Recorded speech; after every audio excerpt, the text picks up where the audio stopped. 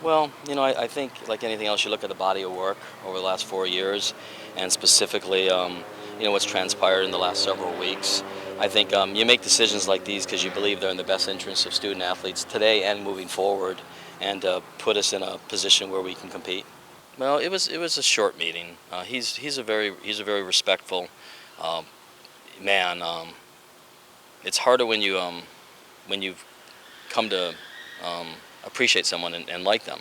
Uh, like I said, it was a short meeting. We talked about it. He's a man. We looked eye to eye and we discussed it. And he might not agree with everything my decision, but I respect that too. But it was like I said, it was. There's not much joy in days like yesterday. I mean, terminating people is not. It's not what you want to do.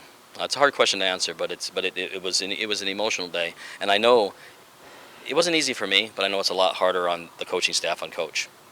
To have him in that meeting today, when you were about to address the team, was that his call or your call? He requested that if he could say good, he requested if he could talk to the team, and I thought that's very appropriate. I mean, it's his team, so we honored that request. I just spoke with the players before I came in here about finishing up the rest of the season. They're very resilient. They're very resilient. They'll continue to play hard. I think yesterday wasn't a joyous day. I mean, I think some people don't realize that there's a human side to this. Coaches and their families. This impacts a lot of people's lives, and there's no joy in that. But I think sometimes you make decisions that you believe are in the best interest. But I think players realize that. Overall, I was proud of they seem in a good place. We posted the job yesterday, and it's a 5-day post, which is accelerated. But we'll probably roll it because probably we won't have the best pool until after the season's over.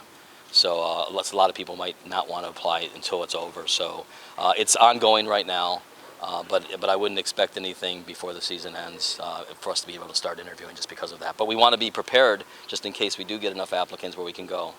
Yeah, well, Chris is the associate head coach. I think Chris will command respect to the players. We have a one road trip left, and as well as 3 games left. We felt Chris was the most equipped guy to do it. He also has he's been here the longest, so he's got a feel for the players.